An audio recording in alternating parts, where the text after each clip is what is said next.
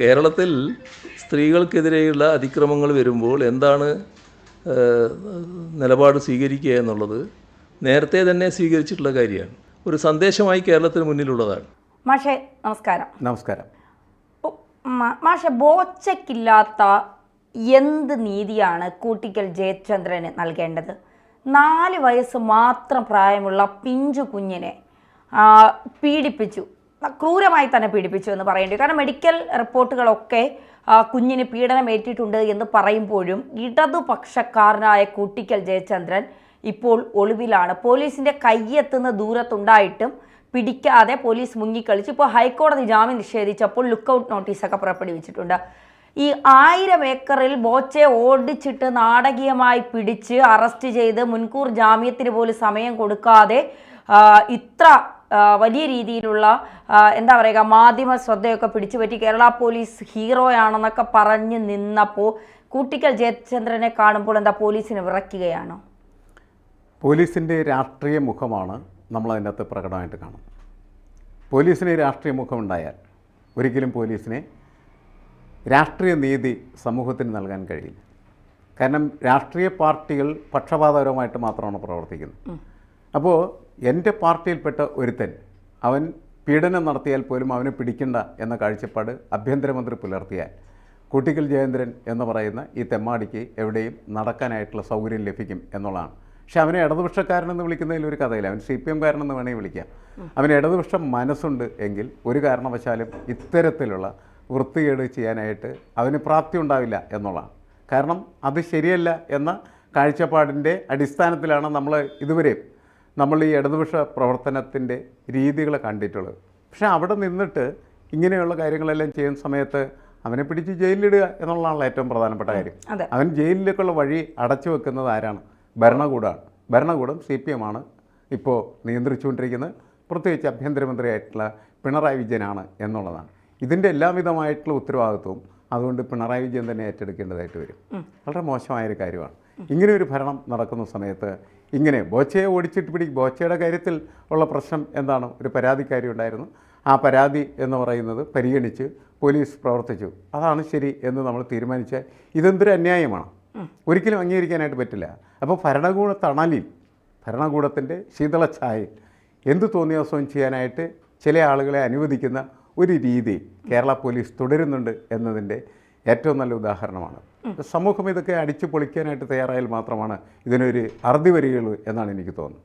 മുഖ്യമന്ത്രി തന്നെ ഈ ബോച്ചയുമായി ബന്ധപ്പെട്ട വിഷയം വന്നപ്പോൾ മുഖ്യമന്ത്രി പറഞ്ഞത് സ്ത്രീകളോട് ഒരു തരത്തിലും വാക്കുകൊണ്ടോ നോട്ടം കൊണ്ടോ സ്ത്രീകളെ ഏതെങ്കിലും തരത്തിൽ ബുദ്ധിമുട്ടിക്കുന്ന ഒരാളെയും വെറുതെ വിടില്ല എന്നാണ് മുഖ്യമന്ത്രി പറഞ്ഞത്.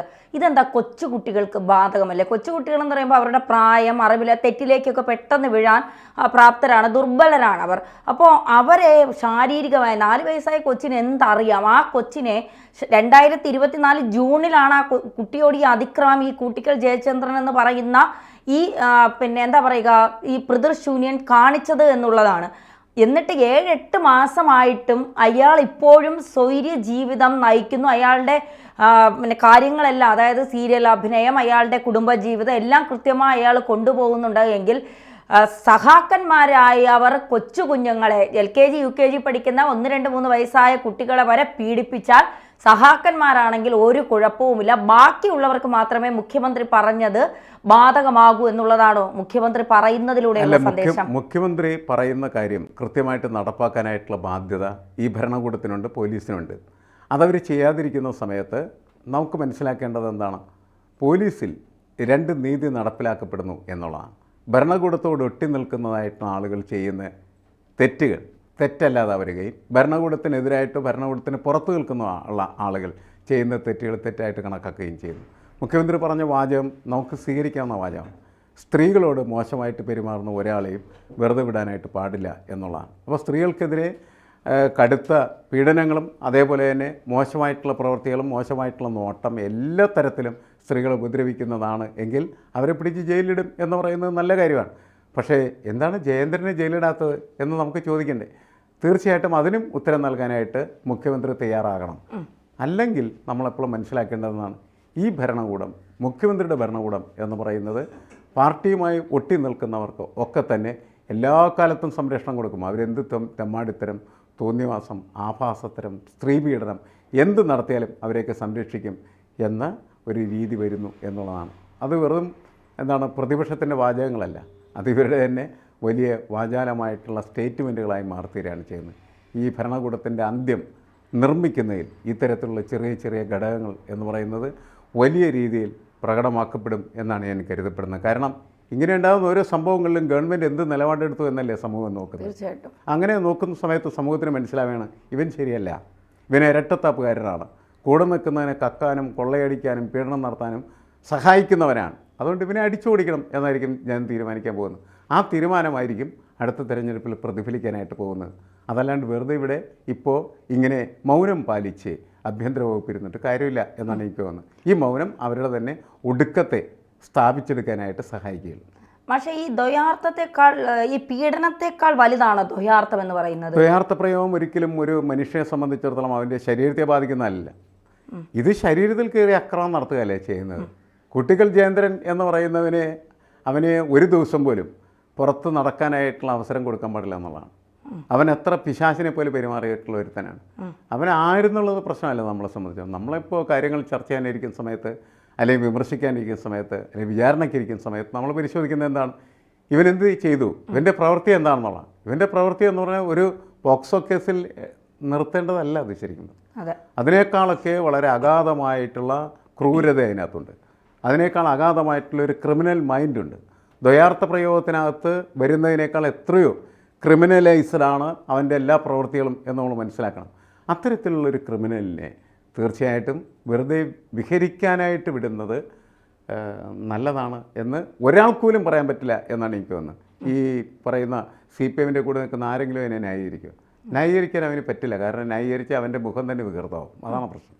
ഇപ്പോൾ ഈ പിന്നെ ഈ സ്ത്രീകളോട് ഒരു തരത്തിലുമുള്ള എന്നൊക്കെ പറയുന്നുണ്ട്. ഈ MM മണിയൊക്കെ മറ്റേ പണിക്ക് പോകുന്നു എന്ന് പലപ്പോഴും സ്ത്രീകളോട് പറഞ്ഞിട്ടുണ്ട്. മാത്രമല്ല ഈ വിജയരാഘവൻ്റെ പല പരാമർശങ്ങളും രമ്യ ഹരിദാസുമായിട്ട് ബന്ധപ്പെട്ട പല പരാമർശങ്ങളും ഒക്കെ പലപ്പോഴും ചർച്ചകളിൽ നിറഞ്ഞിട്ടുണ്ട് എന്നുള്ളതാണ്. അപ്പോൾ പാർട്ടിക്കകത്ത് തന്നെ ഇത്രത്തോളം തോന്നിവാസം സ്ത്രീകളോട് കാണിക്കുന്ന, പിന്നെ തീവ്രത അളക്കാനുള്ള, പീഡനത്തിൻ്റെ തീവ്രത അളക്കാനുള്ള മിഷ്യനൊക്കെ ശ്രീമതി ടീച്ചറിൻ്റെ കയ്യിലുണ്ട് എന്നാണ് പറയുന്നത്.